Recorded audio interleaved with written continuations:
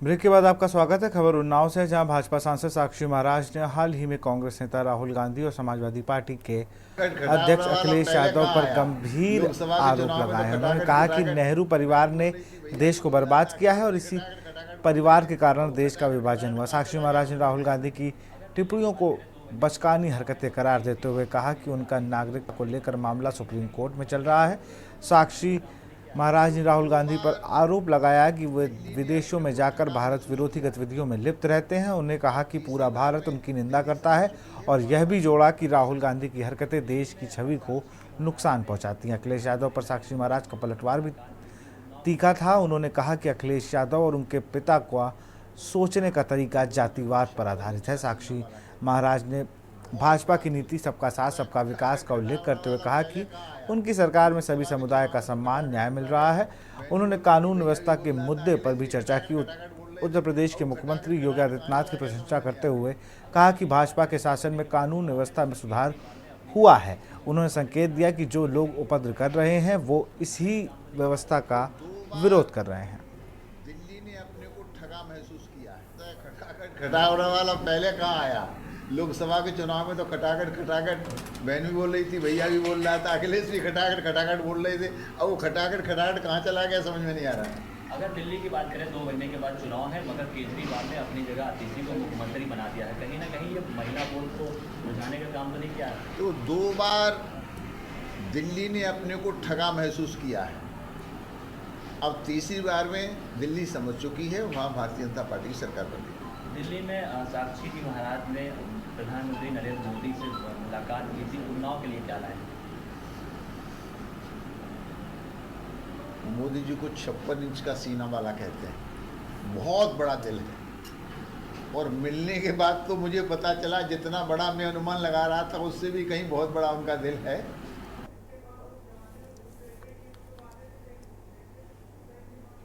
लखनऊ में ट्रांसजेंडर की समावेशन और गौरव यात्रा को लेकर तैयारी तेज है। आदि शिव ट्रांसजेंडर फाउंडेशन की अध्यक्ष प्रियंका सिंह रघुवंशी ने बताया कि रविवार को ट्रांसजेंडर की प्राइड यात्रा गोमती नगर से लोहिया पार्क के गेट नंबर 4 से शुरू होकर लखनऊ के 10 नंबर चौराहे तक जाएगी, जिसमें 2000 से ज़्यादा ट्रांसजेंडर वर्ग के लोग शामिल होंगे। इस प्राइड यात्रा का महत्व समुदाय की मूलभूत आवश्यकताएं, स्वास्थ्य सेवाएं, कौशल विकास और शिक्षा पर चर्चा होगी। साथ ही किन्नर समलैंगिक महिला बाल उत्पीड़न के खिलाफ आवाज़ बुलंद करेगी।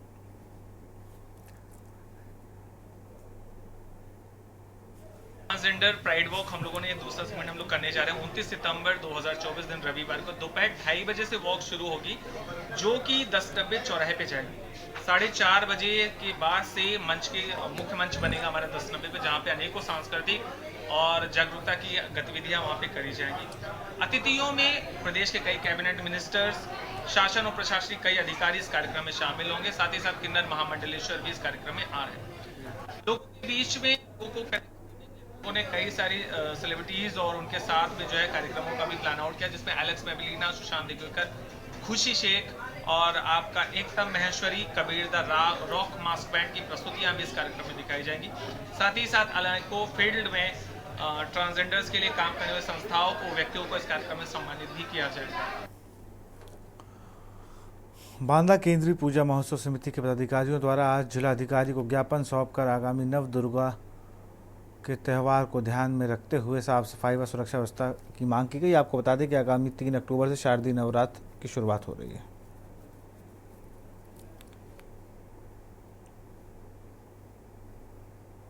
बांदा केंद्रीय पूजा महोत्सव समिति के सभी पदाधिकारी माननीय जिलाधिकारी महोदय को आगामी 3 अक्टूबर से प्रारंभ हो रही नवदुर्गा महोत्सव के जो विभिन्न समस्याएं उसके संदर्भ में आज हम लोग जिलाधिकारी महोदय को ज्ञापन देने आए हैं। क्या क्या समस्याएं? तमाम समस्याएं, क्योंकि बांदा में हमारे यहाँ 350 पंडाल लगते हैं, उनमें साफ सफाई, रोडों में तमाम गड्ढे हैं, तार नीचे हैं, बिजली के तार है, हमारा विसर्जन घाट है। विभिन्न समस्याओं के लेके कि उस दिन भारी वाहनों का शहर में प्रवेश वर्जित हो, लाइट कटौती से मुक्त रखा जाए, मांस मदिरा की दुकानें बंद रखी जाए और रोडों को दुरुस्त किया जाए, जो तार नीचे झूल रहे हैं उनको सबको बांधा जाए। तमाम समस्याओं को लेकर माननीय जिलाधिकारी क्या आश्वासन मिला? जिलाधिकारी महोदय ने आश्वासन दिया कि शीघ्र इस पे निस्तारण किया जाएगा, जो संबंधित अधिकारी उनको दिशा निर्देश देंगे। खबर बुलंदशहर से, जहां डीएम के आदेश पर पुलिस ने पति को छोड़कर 2 साल से आदिल के साथ रह रही विवाहिता का शव कब्र से निकलवाकर पोस्टमार्टम के लिए भेजा है। मृतक ज्योति की मां ने डीएम से शिकायत करते हुए हत्या की आशंका जताई है। फरियादी ने बताया कि 25 सितंबर को आदिल के परिवारजनों ने बेटी की करंट से मौत होने की जानकारी दी। प्रत्यक्षदर्शियों के अनुसार मौत के बाद संबंधित लोगों ने मुस्लिम रीति रिवाज से ज्योति को दफना दिया था। थाना गुलावटी में एक महिला ने तहरीर दी कि उसकी पुत्री गांव भंगरा में एक आदिल नामक युवक के साथ निवास करती है एवं दिनांक 23 सितंबर 2024 को उसकी पुत्री की मृत्यु हो गई है एवं बिना पोस्टमार्टम किए हुए दफीना हो गया है। मृत्यु का सही कारण जानने हेतु वह पोस्टमार्टम कराना चाहती थी। इस संबंध में थाना पुलिस के द्वारा नियमानुसार कार्रवाई करते हुए जिलाधिकारी महोदय के आदेश के क्रम में एवं उप जिलाधिकारी सदर की मौजूदगी में आज बॉडी एक्सह्यूम की गई एवं बॉडी को पोस्टमार्टम हेतु मॉर्चरी भेजा गया है। प्राथमिक जांच से यह तथ्य प्रकाश में आया है कि उक्त महिला लगभग 2 वर्ष से आदिल के साथ गांव में निवास कर रही थी एवं जांच उपरांत विधिक कार्रवाई अमल में लाई जाएगी। एक ज्योति नाम की विवाहिता थी, वो गुलावटी में कंसल्ट डॉक्टर के यहाँ दवाई लेने आने जाना था उसका, तो वहाँ पे एक आदिल नाम के कंपाउंडर ने उससे संपर्क किया और उसको फ़ोन वोन करना शुरू किया और उसने उसको अपने जो है जाल में फंसाने के लिए गुमराह करके उसको अपने जाल में फंसा लिया और उसको जो है उसके घर से वो लगभग 1-2 वर्ष पहले उसको उसके घर से वो ले आया और उस विवाहिता ने अपने बच्चों को भी छोड़ दिया, पति को भी छोड़ना पड़ा मजबूरी में और अपने घर बगैर बताए वो आ गई। परिवार वालों को नहीं पता थी और अभी 4-6 दिन पहले मतलब जब उसकी मृत्यु हुई है उससे कुछ दिन पहले उसने अपनी मां को फ़ोन किया था और बताया था कि मैं बहुत बीमार हूं और परेशान हूं। खबर गाजीपुर से, जहां पूर्व विधायक स्वर्गीय कृष्णानंद राय के बेटे भाजपा नेता पीयूष राय ने अफजाल अंसारी के बयान पर प्रतिक्रिया जताई है। सनातन धर्म किसी धर्म पर गलत टिप्पणी करना नहीं सिखाते हैं। इसके बावजूद अफजाल के विखंडनकारी बयान मुंह खोलने को मजबूर करता है। हिंदू एक हाथ में शास्त्र और एक दूसरे हाथ में शस्त्र धारण करते हैं। सर्वप्रथम मैं आप ही के माध्यम से मैं कुछ बातों का विरोध करना चाहूँगा और बताना चाहूँगा। जो मौजूदा सांसद यहाँ गाज़ीपुर के हैं, उन्होंने जो गांजे को लेके जो हमारे मनीषियों को और हमारे धर्माचार्यों के और हमारे सांस्कृतिक पर्वों पे जो उन्होंने प्रहार किया है, यह एक उचित स्थान नहीं है, ये उचित वक्तव्य भी नहीं है, क्योंकि वो एक राजनीतिक दल के सांसद हैं और जनता द्वारा चयनित किए गए हैं। तो कहीं ना कहीं उनको ये चीज़ समझना चाहिए कि ये दायित्व बहुत ही संजीदगी भरी दायित्व है। तो यह ज़रूरी नहीं कि वो धर्म के बारे में जो व्यक्ति सुने उसको वो माने ही माने। आज मेरा यह एक स्पष्ट रूप से कहना है कि अगर धर्म के हम लोगों के ऐसे संस्कार नहीं है सनातन हिंदू होने के नाते कि हम किसी और धर्म के ऊपर विश्लेषण या उस पर कोई अपनी टिप्पणी रखें। नहीं तो अगर हमें भी अगर किसी और के धर्म पे अगर बात करने को आ जाए तो इनके पैगंबर के किस तरीके के संबंध रहे हैं बच्चियों के साथ, इनके कुरान में हलाला को लेके क्या कहा जाता है, तो इनको बड़ी मिर्ची लग जाएगी। खबर मथुरा से है, जहां महावन तहसील के सिहोरा गांव में धान के खेत में आराम फरमाते हुए एक बड़ा अजगर देखने को मिला। सबसे पहले किसान चंद्र प्रकाश सारस्वत ने अजगर देखकर ग्रामीणों को इसकी जानकारी दी। इस पर तमाम लोग मौके पर एकत्र हुए। ग्रामीणों ने खेत में पड़े अजगर को लाठी डंडों से हिलाया और ग्रामीणों ने एक स्थान पर अजगर की अधिक मोटाई होने से कुछ निगल रखने का अनुमान लगाया।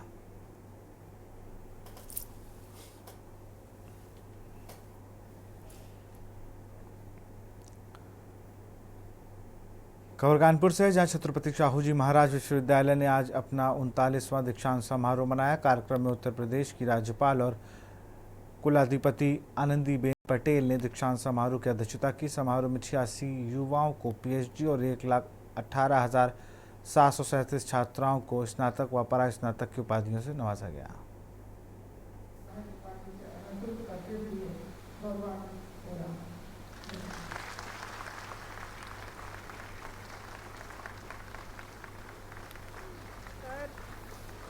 ये मेरे लिए गौरव की बात है कि कानपुर छत्रपति शाहू जी महाराज यूनिवर्सिटी के द्वारा मुझे मानद उपाधि दी गई है।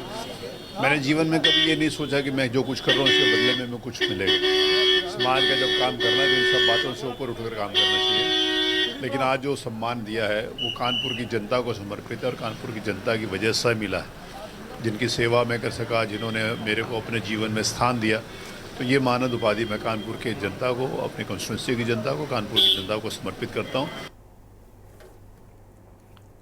खबर हमीरपुर से, जहां बरसात ने नगर पालिका की साफ सफाई की पोल खोलकर रख दी है। नालों की सफाई न होने की वजह से जगह जगह जल भराव होता है, वहीं तमाम घरों में नालों गंदा पानी भर जाता है।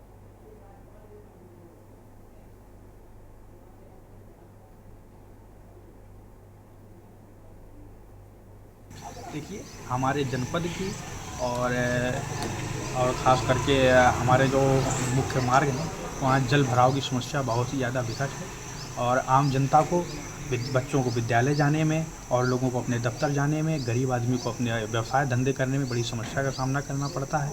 नालों की सफाई से संबंधित कोई भी मुद्दा हो या अवैध कब्जे जो अन्य लोगों ने कर रखे हैं नालों पर या सड़क पर, जिससे जल भराव की उत्पन्न होती है, उसमें स्थानीय प्रशासन पूर्णतः विफल है और संबंधित और कार्यदायी संस्थाएं भी इसमें पूर्णतः विफल हैं। और देखिए जल भराव को लेकर काफ़ी समस्याएं हैं यहाँ पर और 10-20 मिनट की बारिश में जो है नाले के ऊपर पानी आ जाता है और घरों में भी काफ़ी हद तक घुस ही जाता है। और इस चीज़ के लिए हम काफ़ी बार जो है नगर निगम के पास शिकायत लेके गए, उन्होंने, वहाँ के अधिकारी आते हैं और जांच करके जाते हैं, पर इसका कोई स्थायी निवारण नहीं हो रहा है और जो वार्ड के पदाधिकारी हैं वो भी इसकी तरफ कोई न्याय संगत कार्य नहीं कर रहे हैं। जल भराव को भाई ये परेशानी होती है कि हर बार चंद मिनटों की बारिश में यहाँ जल भराव इतना हो जाता है कि मोहल्ले में अंदर घुसने लगता है और पानी आधे घंटे 1 घंटे की बारिश में पानी घरों तक पहुँच जाता है। आप देख सकते हैं आगे तक अभी कुछ आधे घंटे की बारिश हुई थी कल परसों, इसमें जल भराव इतना हो गया, नाली की इतनी ज़्यादा समस्या हो गई कि रोडों में कीचड़ आ गया। और नगर पालिका में कई बार शिकायत की है, मौखिक तौर पे भी और लिखित तौर पे भी, बट नगर पालिका का कहना ये है कि मोहल्ले में अतिक्रमण की वजह से यहाँ पे सफाई नहीं। खबर अमरोहा से है, जहां डीएम के आदेश पर अवैध रूप से संचालित अस्पताल संचालकों के खिलाफ लगातार कार्रवाई की जा रही है। गजरौला शहर में सभी प्राइवेट अस्पताल संचालक रोड पर उतर गए और उन्हें का विरोध प्रदर्शन हुआ। मामला ये है जी कि हम तो सीएचसी जा रहे थे कि हमारी तबीयत खराब है, क्योंकि हमारे हफ्ते पहले क्लिनिक बंद करा दिए गए। किसी मरीज को हमसे नहीं देखने के लिए बोला गया, बोला कि अपने क्लिनिक बंद करो और छापेमारी हो रही है। तो आज सभी लोग जितने भी ग्रामीण क्षेत्र के डॉक्टर हैं सभी रोड पर निकले हैं। कोई क्लिनिक अपना, कोई हॉस्पिटल, कोई लैब और कोई अल्ट्रासाउंड नहीं खोलेगा। और 28 तारीख से हम 8 तारीख तक इसी उस पर अपना धरने पे रहेंगे, प्रदर्शन रहेंगे। ऐसे में अगर कोई खोलता पाएगा, देखिए या तो हम बिल्कुल अवैध जो चल रहे हैं एक धोरे से उनकी जांच हो। जल शक्ति मंत्री स्वतंत्र देव सिंह के द्वारा नहरों की स्लिट सफाई को लेकर दिए गए कड़े निर्देशों की मंत्री ने मुख्य अभियंताओं को स्पष्ट निर्देश दिए हैं कि स्लिट सफाई का कार्य निर्धारित विभागीय मानदंडों के अनुसार होना चाहिए। मंत्री ने कहा कि इस कार्य में किसी भी प्रकार की लापरवाही बर्दाश्त नहीं की जाएगी।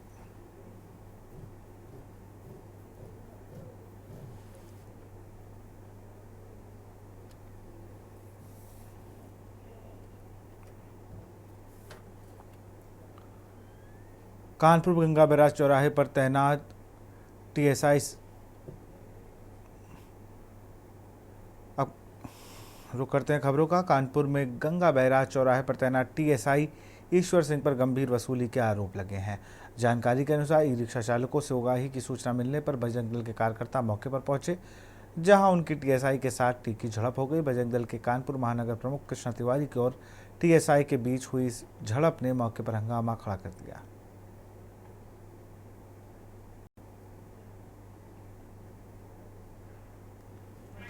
छोटे और लघु उद्योगों को बढ़ावा दे रहे हैं, वहीं पर प्रदेश सरकार की छवि खराब करने के लिए कुछ अधिकारी काम कर रहे हैं।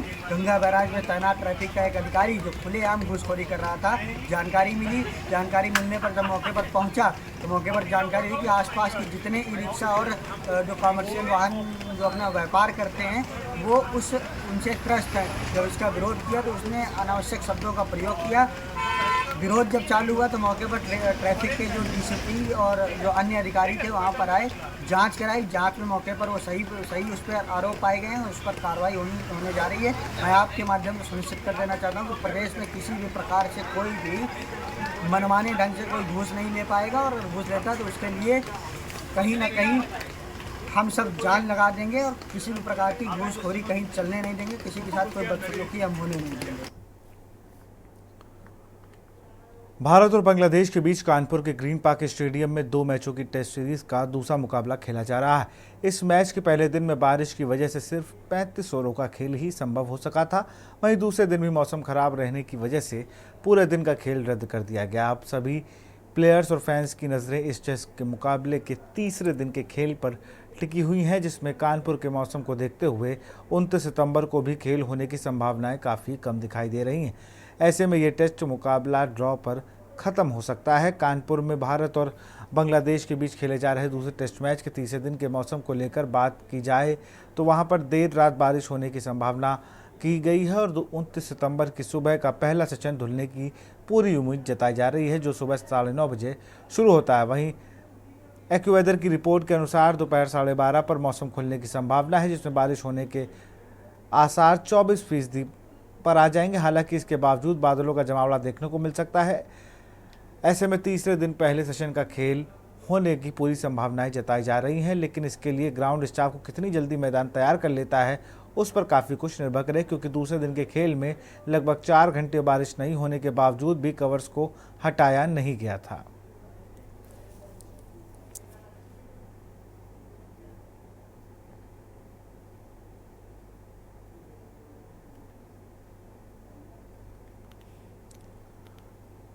खबर उत्तराखंड से है, जहां पर डीजीपी अभिनव कुमार आज जिला मुख्यालय रुद्रपुर पहुंचे। इस दौरान उन्होंने पुलिस लाइन और पुलिस कार्यालय का निरीक्षण कर आवश्यक दिशा निर्देश दिए, जिसके बाद उन्होंने एक निजी होटल में आयोजित जनसंवाद कार्यक्रम में प्रतिभाग किया। इस दौरान शहर के गणमान्य लोगों ने डीजीपी के समक्ष नशा, यातायात, महिला अपराध व रफ ड्राइविंग सहित तमाम समस्याओं को रखा।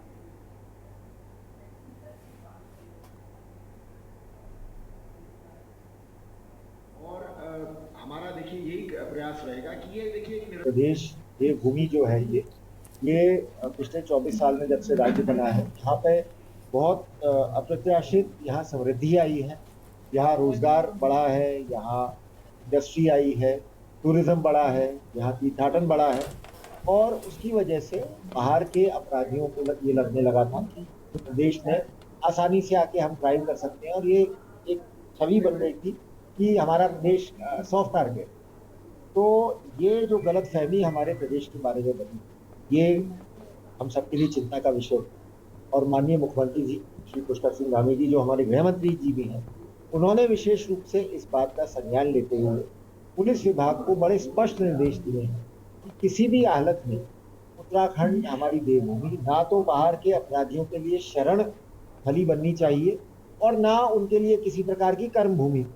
निर्देश दिए हैं कि कहीं पर भी एक तो बड़ा कोई अपराध होता है तो उसका तुरंत रजिस्ट्रेशन हो और तुरंत खुलासे के प्रयास किए जाए, और यदि उसमें बाहर के या कहीं के भी बड़े बदमाश लिप्त हैं और जिनका कि पूर्व आपराधिक इतिहास है, तो उनके खिलाफ सख्त से सख्त कार्रवाई की जाए।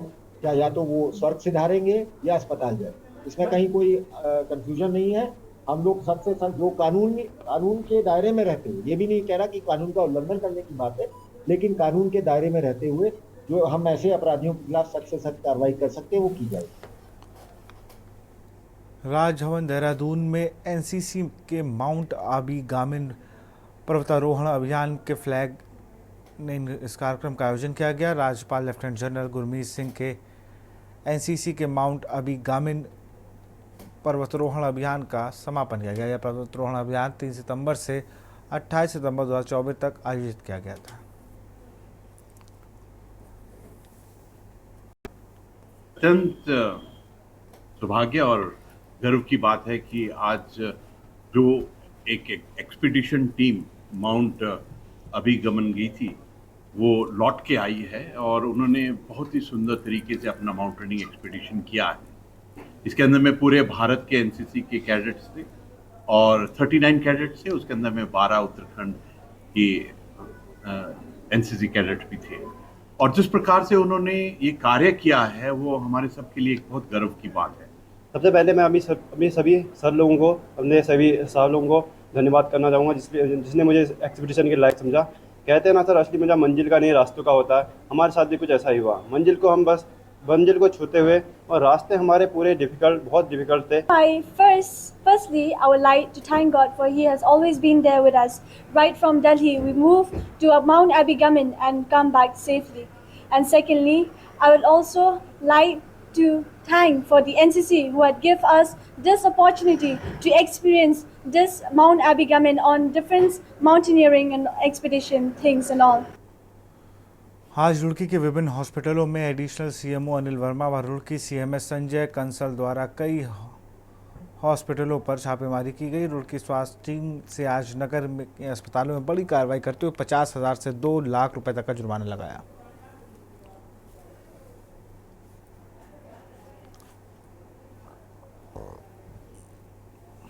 मालूम है कि एक माही अस्पताल में जो कल एक कैजुअलिटी हुई है उसको हम लोग निरीक्षण करने आए थे, वो बंद पाया गया और उसका जो ओनर है वो भी फरार है।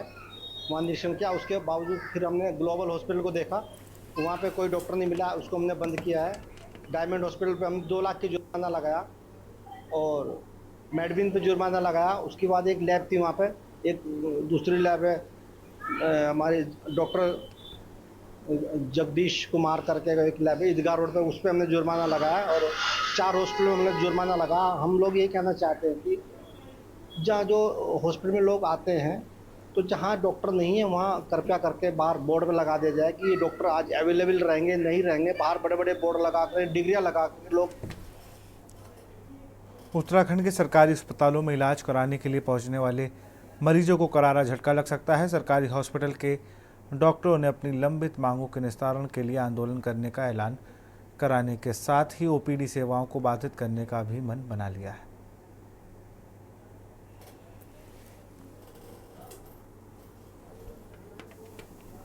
द्वारा एक बैठक आहूत की गई थी। इसमें जो हमारा जो मेन मुद्दा है, तो 2 सप्ताह से हम लोग अपने 9 सूत्री मांगों को लेकर आंदोलनरत हैं।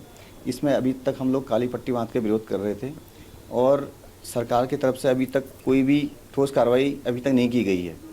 तो आज समस्त चिकित्सक यहाँ पर बैठे हुए हैं और चर्चा कर रहे हैं कि जो आने वाली 4 तारीख को उसमें क्या क्या स्टेप्स लिए जा सकते हैं, और जिससे कि हम ये भी चाहते हैं कि जो जनता है, जो हमारे मरीज़ यहाँ पर आ रहे हैं, उनको दिक्कतों का सामना ना करना पड़े, उनको असुविधा ना हो, इस बात पर चर्चा हो रही है।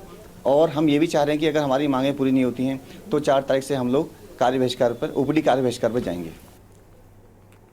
सरदार भगत सिंह के जन्मदिन के अवसर पर मयंक गुप्ता के नेतृत्व में कालाडूंगी के युवाओं व क्षेत्रवासियों ने उधम सिंह नगर पार्क कालाडूंगी में कैंडल जलाकर उन्हें भावभीनी श्रद्धांजलि अर्पित की।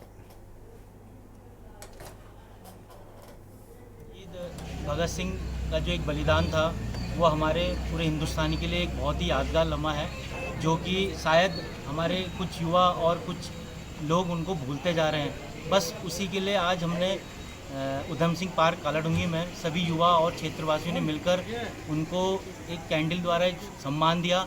और साथ ही मैं एक संदेश सभी को देना चाहता हूं, जो शहीद भगत सिंह जी ने अपनी कम उम्र में जो एक बड़ा योगदान दिया, एक बलिदान दिया, वैसे ही अगर हमारे युवा उनका अगर कुछ हिस्सा भी अपने जीवन में उतार लें तो एक बहुत अच्छा संदेश हमारे भारत को, हिंदुस्तान को जाएगा। मैं यही सभी क्षेत्र के युवा और सभी हिंदुस्तान के युवा को ये कहना चाहता हूँ। धन्यवाद। फिलहाल खबरों में इतना ही। देखते रहिए न्यूज़ इंडिया। नमस्कार।